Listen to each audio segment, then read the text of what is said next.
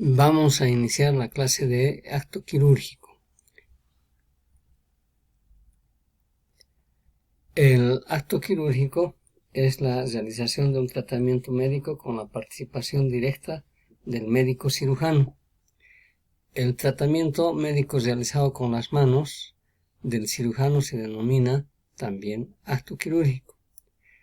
Otro denominativo es el de acto operatorio. Como podemos ver en la imagen, se evidencia que el tratamiento de una enfermedad o una patología quirúrgica se realiza a través de un tratamiento quirúrgico, a través de una operación. Condiciones esenciales para realizar el tratamiento quirúrgico. El ambiente físico, que es el quirófano, el equipamiento, equipos médicos, máquina de anestesia, monitores, laparoscopio, electrobisturí, etc. El instrumental, que puede ser convencional o laparoscópico. Actualmente el 90% de las cirugías se hacen por vía laparoscópica. Los insumos, que son los medicamentos, la ropa quirúrgica, las gasas, hilos, suturas, jeringas, etcétera, etcétera. La antisepsia y la asepsia, que son los esterilizadores y los antisépticos para combatir las infecciones. Y el recurso humano, que es el equipo quirúrgico o team quirúrgico. Para realizar el acto quirúrgico se requiere de una vestimenta adecuada, que consiste en el gorro, barbijo, la blusa, el pantalón y las botas. En lo posible, esta vestimenta debe ser de algodón para evitar que genere corriente estática. Otros materiales de vestimenta como la ropa sintética crean la corriente estática y que en algún momento puede eso causar algún percance de orden eléctrico cuando se usa el electrobisturí. Es esencial el lavado quirúrgico de las manos. Utilizar para esto el agua tibia, emplear un cepillo. El tiempo de lavado es de 10 a 15 minutos. Se debe mantener un orden sistematizado al ejecutar esta maniobra. En todo momento se debe mantener las manos por encima de los codos y los codos deben estar separados del cuerpo. Para hacer este lavado se inicia con un lavado común para retirar el contenido hidrosoluble que está contaminando las manos y el antebrazo.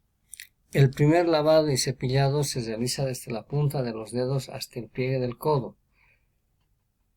Sin embargo, esto consiste en deslizar el cepillo segmento por segmento, como vamos a ver posteriormente. El segundo lavado se realiza desde la punta de los dedos hasta el tercio medio del antebrazo. Y el tercer lavado desde la punta de los dedos hasta el tercio proximal del antebrazo. El objetivo del lavado y el cepillado prequirúrgicos nos permite eliminar el sudor, la secreción de las glándulas sebáceas, el polvo, la suciedad. También eliminar la flora microbiana o patógena o, en su defecto, disminuir a una mínima cantidad. Asegurar una buena antisepsia de las manos del cirujano nos permite que la mano, los dedos se constituyen parte del instrumental quirúrgico porque entra en muchos casos en contacto con la herida quirúrgica y en contacto con las vísceras. Por tanto, este lavado y cepillado debe ser riguroso. Técnica de lavado y cepillado. Se deben considerar 4 etapas.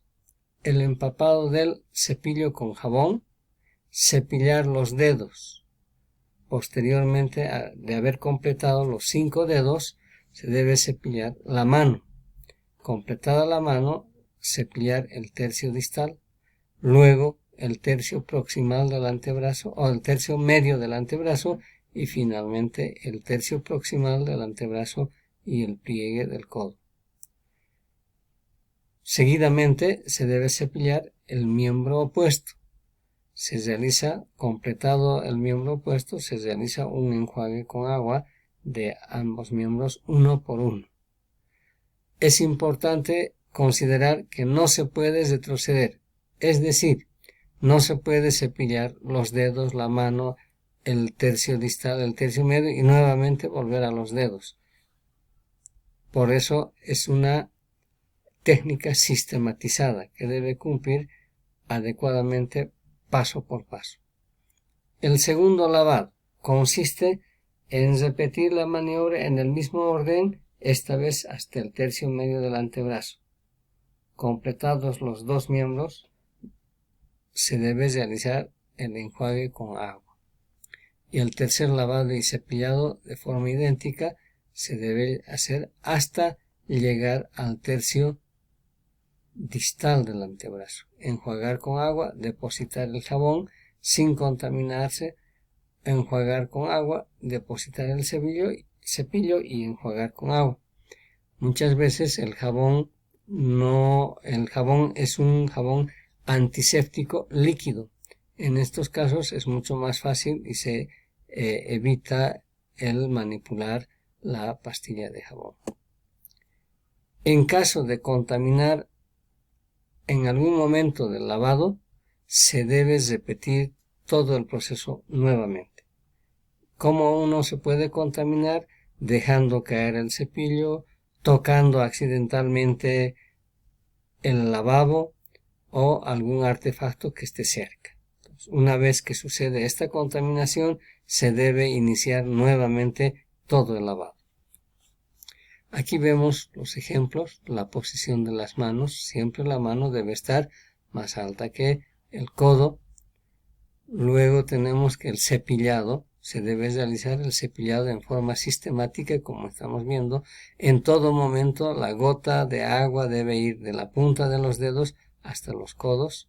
Y en el enjuague también se debe siempre mantener en todo momento la mano por encima del codo. Secado de las manos. El secado se realiza con una toalla, puede ser 40 centímetros de ancho, se puede emplear una mitad para cada miembro. Seguir el mismo orden sistematizado en el lavado y cepillado. Una vez llegado al codo, no se debe tocar nada con esta toalla. Cambiar la otra mitad para el miembro opuesto. Concluido el secado, se deja caer la toalla en el lebrillo. En algunas situaciones se hace el secado de las manos con una secadora eléctrica. Cabe recordar que en esta secadora eléctrica, si no cumple con toda la norma, puede ser un mecanismo de contaminación. Por tanto, si la secadora eléctrica no es la adecuada para uso en el quirófano, puede producir algún tipo de contaminación. En estos casos es mejor realizarlo con una toalla. Entonces, en la secadora eléctrica se debe deslizar el miembro superior desde la punta de los dedos hasta el codo. Repetir los movimientos hasta conseguir que el aire caliente seque los dedos, las manos y el antebrazo. Intercalar el procedimiento entre el miembro superior derecho y el miembro superior izquierdo varias veces. Como tenemos la imagen, se realiza el secado de las manos, ¿no? De los dedos, las manos, el antebrazo, y una vez llegado al codo, se invierte el procedimiento y no se vuelve a tocar nada. Porque si, por ejemplo, con este segmento de la toalla volvemos a tocar los dedos, contaminamos los dedos y debemos repetir el procedimiento nuevamente. Concluido el secado de manos, vamos a proceder con la vestimenta quirúrgica. La vestimenta quirúrgica debemos tomar la bata quirúrgica que está estéril por la cara interna y podemos hacerlo en forma personal, tomando, como en este ejemplo, con las dos manos a la altura de los hombros de la cara interna de la bata, para luego introducir los miembros hacia las mangas respectivas y solicitar que un auxiliar, un ayudante, nos coopere para poder fijar bien y anudar los cintos de fijación de la bata quirúrgica. En algunas situaciones tenemos una bata quirúrgica que cubre más de los 360 grados, da la vuelta aproximadamente unos 180 grados más, y esto permite que un personal que está, o en este caso la instrumentadora que está, o el instrumentador que está con la bata, pueda ayudarnos en el fijar los cintos quirúrgicos siempre y cuando esta bata reúna estas condiciones. Finalmente, como vemos acá en la imagen, ya está el cirujano vestido con la bata. Y vamos a pasar al siguiente esquema, donde vemos que la instrumentadora nos ayuda para vestirnos la bata quirúrgica. Como la instrumentadora está con bata, con guantes, con todo, tiene la posibilidad de manipular la bata por la cara interna o por la cara externa indistintamente. Entonces esta vez lo está haciendo por la cara externa para que podamos introducir las manos hacia las mangas, y un auxiliar está cooperando para fijar los cintos en la bata. Entonces esa es la forma de actuar. Como vemos en esta otra imagen, está ayudando la instrumentadora al cirujano a vestirse la bata quirúrgica. Esas son las dos formas de vestirse la bata. En el paso posterior se debe colocar los guantes, y una vez instalados los guantes quirúrgicos, nosotros procedemos a revisar el team quirúrgico. El team quirúrgico es el conjunto de personas que intervienen en una operación. En la operación debemos considerar que las características del team quirúrgico, de las personas que actúan en el equipo quirúrgico, deben gozar de una buena salud, deben tener los hábitos higiénicos, el sentido de responsabilidad, deben ser amables y tolerantes, dar una capacidad para recibir y dar órdenes, realizar críticas constructivas cuando es necesario, deben tener una disciplina y corrección en todo momento, y el trabajo en equipo requiere de una fidelidad y ética para el mismo equipo. No deben participar del team quirúrgico las personas que están con una enfermedad infectocontagiosa, con una enfermedad respiratoria, con una enfermedad gastrointestinal, con lesiones o enfermedades dermatológicas y con heridas cutáneas u otras lesiones.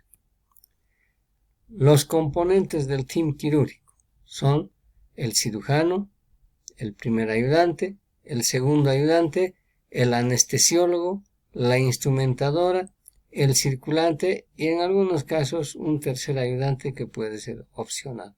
Como vemos en la gráfica, aquí tenemos el cirujano, el primer ayudante, el segundo ayudante, el anestesiólogo, y en este caso está la instrumentadora ubicada en esta posición.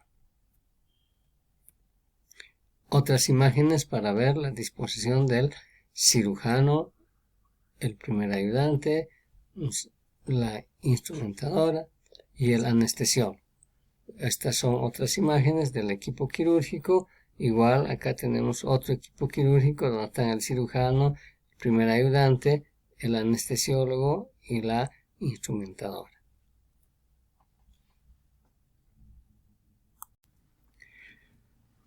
El team quirúrgico tiene variedades referentes al número de participantes. Por el número de participantes puede ser un equipo mínimo o simplificado, donde está el cirujano y el circulante para cirugías mínimas.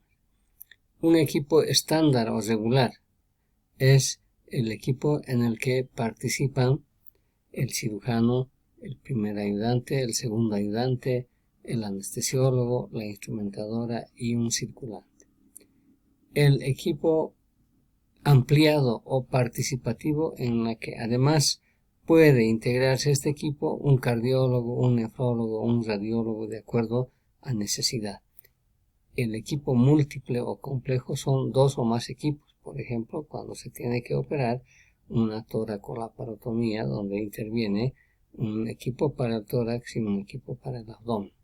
Ejemplo, en los trasplantes de órganos se pueden tener 2 o más equipos. Relación con la función. El equipo quirúrgico puede ser sincronizado, el equipo que se conoce que funciona en forma adecuada y organizada, y el equipo quirúrgico asincrónico cuando el equipo se reúne eventualmente para alguna cirugía y funcionalmente esto demora en algo la cirugía porque no es un equipo que actúa en forma permanente. Funciones del team quirúrgico. El cirujano es el principal responsable del acto quirúrgico, debe ser puntual, debe conocer el caso clínico del paciente, es quien programa la cirugía, conoce la anatomía y la patología a ser tratada, conoce la técnica quirúrgica, determina la estrategia y tácticas operatorias, prepara el campo operatorio, realiza las maniobras más importantes de la operación. Si delega alguna función, debe controlar su ejecución, debe ser preciso al pedir instrumentos, debe mantener un orden, debe controlar el estado del paciente, redacta o dicta el protocolo operatorio y dicta las indicaciones postoperatorias. El primer ayudante conoce el expediente clínico del paciente, conoce la técnica quirúrgica, conoce las normas y costumbres del cirujano, no actúa independientemente, tiene voz pero siempre con la aquiescencia del cirujano, realiza la antisepsia del paciente, colabora en la colocación de campos quirúrgicos, ejecuta alguna maniobra o facilita al cirujano su ejecución, debe ser capaz de asumir alguna función del cirujano, debe mantener limpio el campo operatorio, debe conocer las maniobras, separar el campo, realizar la hemostasia, realizar la síntesis de la herida operatoria, cubre la herida con gas y apósitos y escribe el protocolo operatorio en directa colaboración con el cirujano. En algunas circunstancias puede reemplazar al cirujano, por ejemplo, cuando ocurre algún accidente o cuando se presenta alguna eventualidad insalvable donde el cirujano debe ser reemplazado. El segundo ayudante tiene como funciones la exposición del campo operatorio, es quien manipula los separadores, corta los hilos de las ligaduras, sostiene una pinza o hilo de reparo, participa de maniobras a requerimiento del cirujano. El anestesiólogo realiza la visita preanestésica, conoce el expediente clínico, conoce la operación a realizar, planifica la anestesia a realizar, debe estar en quirófano antes de que el cirujano, mantiene adecuadas las funciones vitales del paciente, control hemodinámico del paciente, autoriza al cirujano al inicio de la cirugía cuando el paciente ya está anestesiado, no debe abandonar al paciente durante el acto operatorio, informa al cirujano con prontitud alguna alteración durante la cirugía, terminada la cirugía acompaña al paciente a la sala de recuperación. La instrumentadora es la primera en presentarse en el quirófano una media hora antes para tener todo listo para el inicio de la cirugía.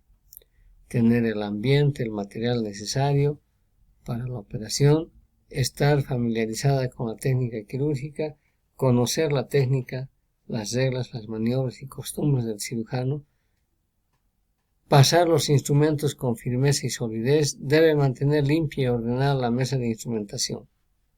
Es responsable junto con el circulante del recuento total de las gasas y compresas. Debe ayudar y cubrir asépticamente la herida operatoria. Concluida la cirugía, debe lavar y sacar el instrumental utilizado y tener listo para su esterilización. El circulante no es el menos importante.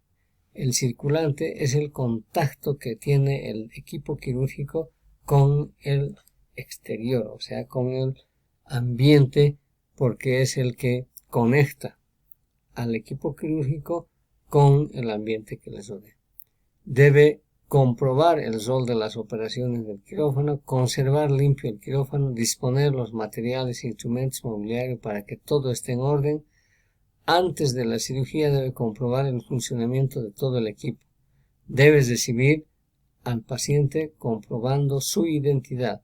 Debe ayudar a la instrumentista o instrumentadora, al cirujano, al anestesiólogo durante la operación cuando se solicite su participación.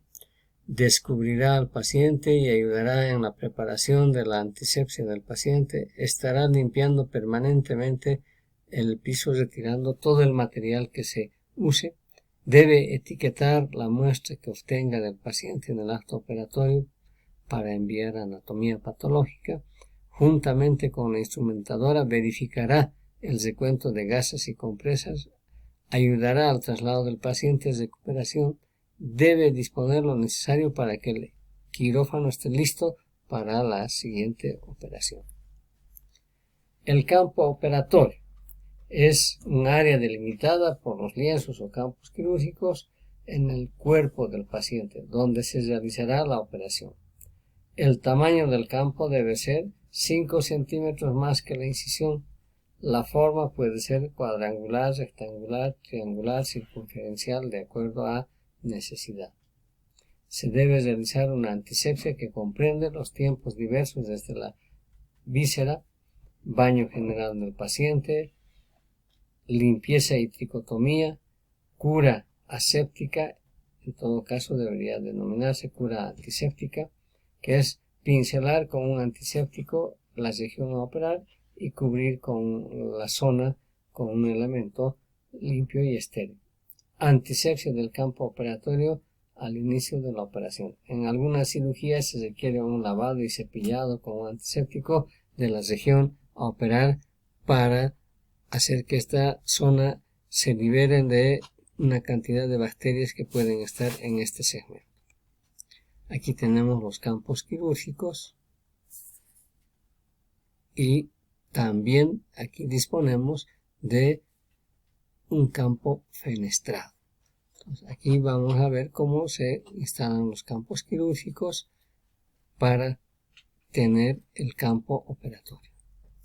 Nuevamente tenemos acá el campo quirúrgico listo para la incisión y aquí realizando el trabajo de todo el team quirúrgico. Campo operatorio. El objetivo de la antisepsia es eliminar la suciedad, la grasa, sudor de la piel del paciente. Eliminar la flora transitoria o patológica.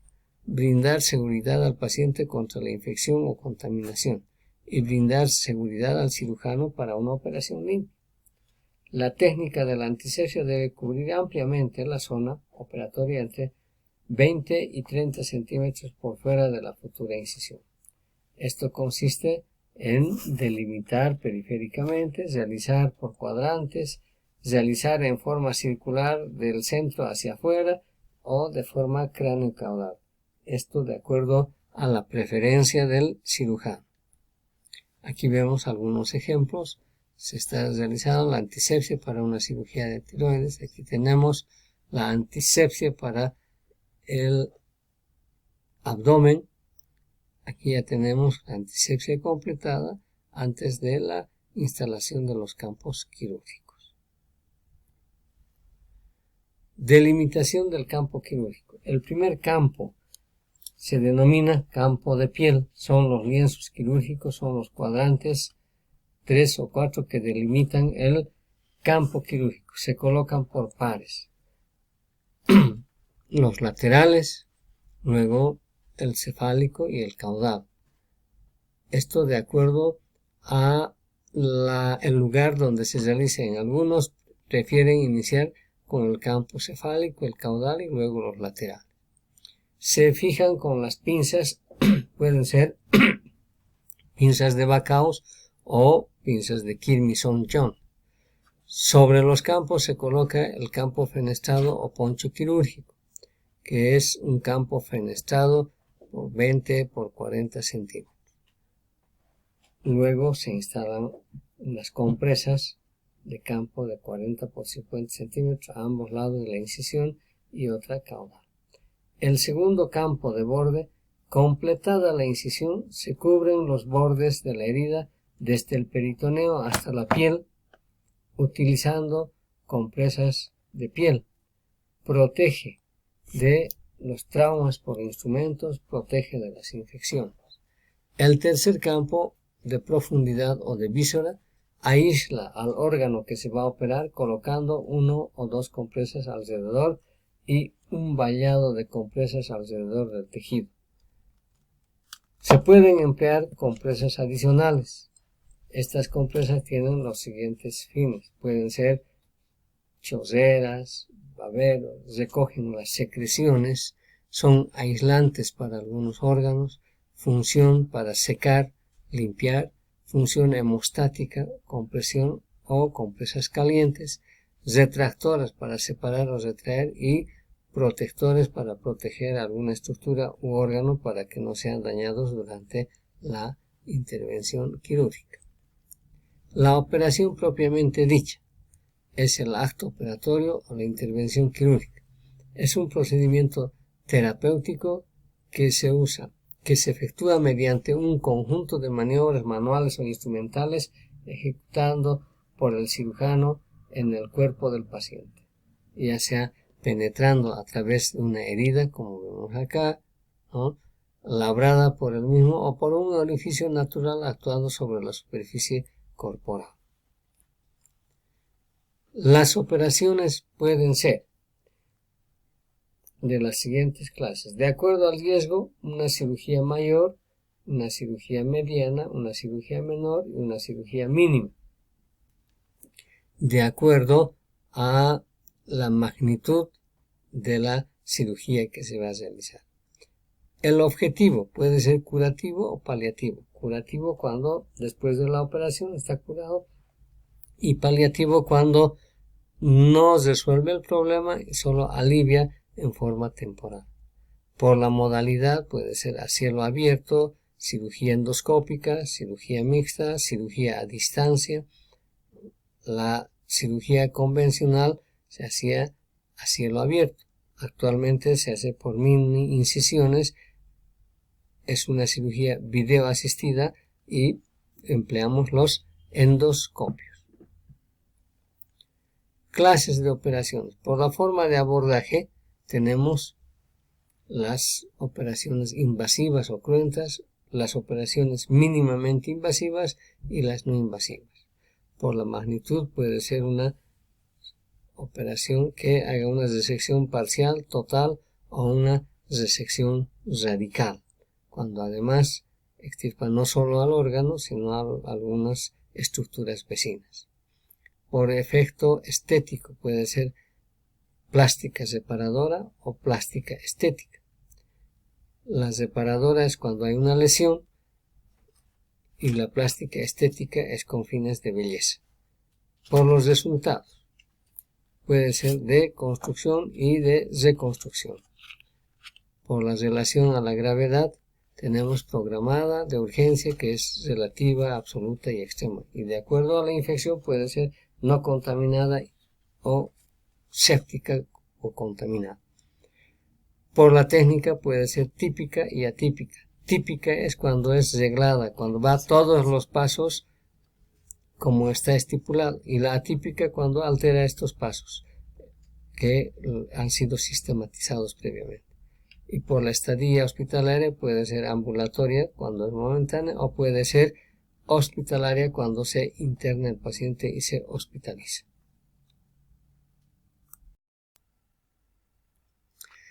Bien, ahora vamos a ver los tiempos quirúrgicos. En una intervención quirúrgica se tienen los siguientes tiempos, que son diéresis, operación o técnica quirúrgica y síntesis. La diéresis consiste en realizar la incisión.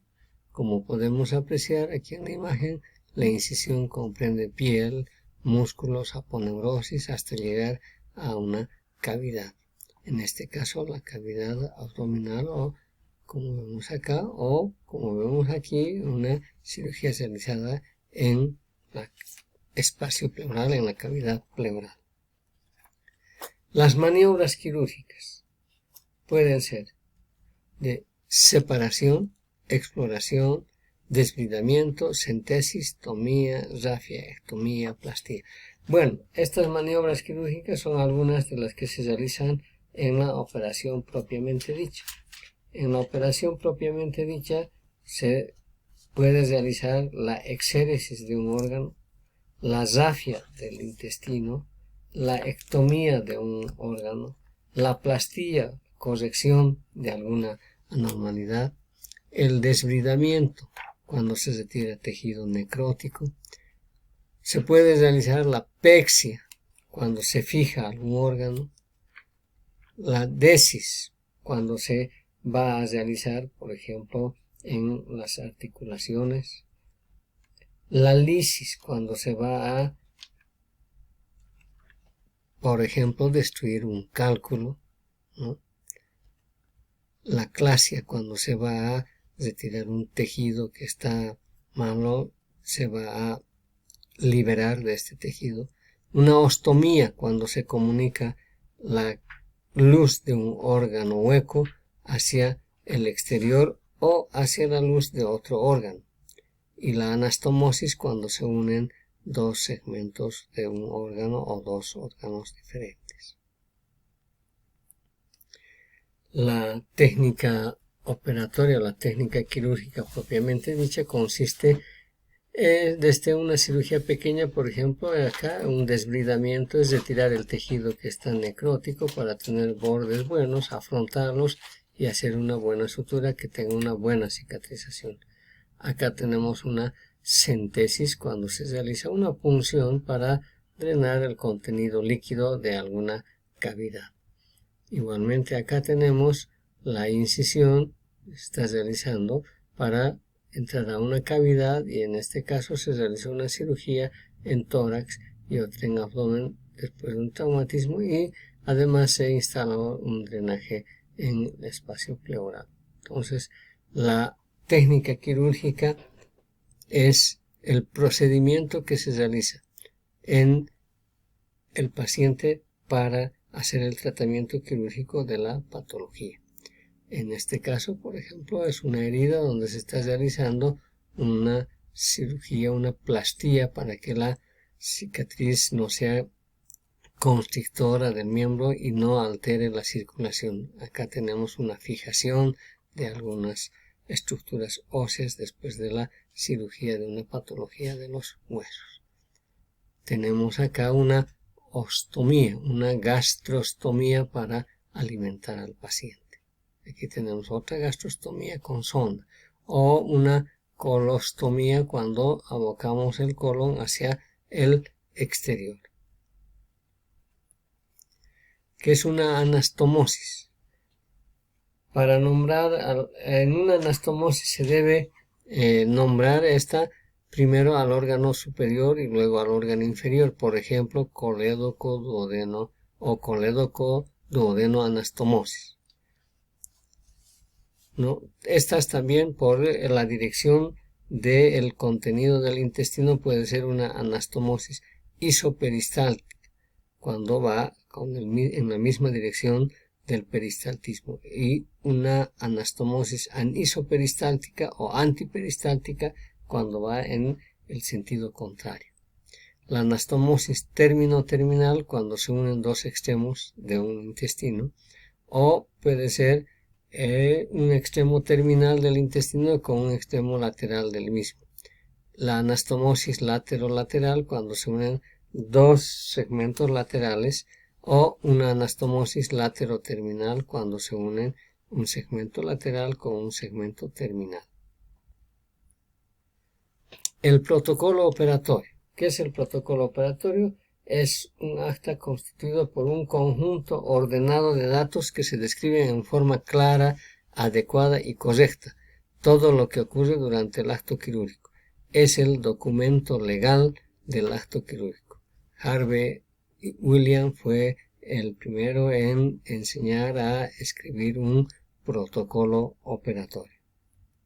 La estructura de un protocolo operatorio es muy variable, pero para sistematizar vamos a señalar que tenemos las siguientes partes. La primera parte del protocolo se denomina identificación, donde está la identificación del paciente, donde ponemos el nombre, la edad, el sexo, el servicio, la sala, la cama, la fecha, etcétera, etcétera. Todos los datos que nos identifican el paciente. La identificación del equipo quirúrgico. Acá se denomina al cirujano, al primer ayudante, segundo ayudante, al anestesiólogo, a la instrumentadora y al circulante. Así sabemos quiénes han participado en esta cirugía. Y la identificación de la patología nos permite con solo ver enterarnos de cuál es el motivo de la cirugía. Por ejemplo, el diagnóstico preoperatorio, apendicitis aguda. La operación realizada, apendicectomía típica, y el diagnóstico postoperatorio, que ya es mucho más detallado, más fino, podemos decir una apendicitis aguda empiemática, que quiere decir que tiene un contenido purulento en el interior del apéndice.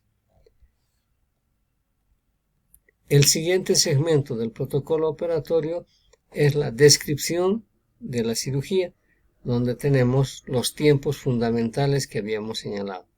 La antisepsia, la instalación de campos quirúrgicos, que no son los más importantes, pero se los debe nombrar. La diéresis, como habíamos señalado, es el ingreso a una gran cavidad, es la incisión que nos permite acceder a un órgano al cual vamos a operar. La técnica quirúrgica propiamente dicha es aquel procedimiento que se ha realizado y se ha descrito todo el procedimiento en forma ordenada. Por ejemplo, cómo se ha realizado una apendicectomía, cómo se ha realizado una colecistectomía, cómo se ha realizado una operación cesárea, cómo se ha realizado una osteosíntesis, la unión de una fractura de algún hueso, cómo se ha reparado. Entonces, en la técnica quirúrgica se describe con todo detalle todos los procedimientos que se han realizado. Y para concluir la cirugía se realiza la síntesis. En la síntesis se une lo que se ha separado en la diéresis. La síntesis puede realizarse por planos, se puede realizar en un solo bloque. Se debe describir los puntos con los que se han suturado los distintos planos de la pared abdominal, pared torácica o en la cabeza, el cuero cabelludo, si es un acceso al cráneo, o en el cuello o en el segmento, en los miembros que se han operado, los planos que se han ido realizando la síntesis. Bien, como habíamos señalado, un ejemplo es de una técnica quirúrgica, de una apendicectomía, la diéresis. Ahí podemos abreviar todo con la incisión de Halagier, que da paso por paso en qué consiste esto. La técnica quirúrgica propiamente dicha, se puede señalar que una vez abierta la cavidad, se identifica el apéndice cecal, se ubica la arteria apendicular, liga y secciona, se realiza la tripsia del apéndice en su base con sección del apéndice, la ligadura del muñón apendicular con el hilo, en este caso como ejemplo ponemos el sedacero, la confección de una jareta y la invaginación del muñón apendicular en la jareta. Y el paso 3 es la síntesis, que es el cierre del peritoneo, la síntesis del peritoneo con el hilo que se usa, cadu cromado. En este caso estamos poniendo el ejemplo del cadu. Podemos usar un hilo sintético absorbible como la poliglactina 910. Se hace una sutura simple continua. En la aponeurosis se puede utilizar el Vicryl, ¿no?, que es la poliglactina 910 número 1, el punto empleado, el punto Feston, Y en la piel, el hilo de sutura empleado es el nylon 3 ceros y el punto empleado es la sutura simple continua. De esa manera tenemos un ejemplo de un protocolo operatorio. En la parte de anexos de un protocolo operatorio se puede realizar o se puede señalar el recuento del material empleado, el recuento de gases, el recuento de compresas. Debe ir la firma del cirujano y el nombre del cirujano, porque es el responsable legal del procedimiento, y se puede colocar alguna otra circunstancia que se haya presentado durante la cirugía o que sea necesario aclarar para fines de conocimiento de algún otro médico que pueda en el futuro tener el acceso al paciente y poder tratarlo de alguna otra enfermedad. Entonces, este es un documento importante que debe estar siempre escrito en todo paciente que ha sido operado o ha recibido una intervención quirúrgica como tratamiento para su enfermedad. Bien, hasta aquí hemos llegado con el tema de acto quirúrgico. Gracias.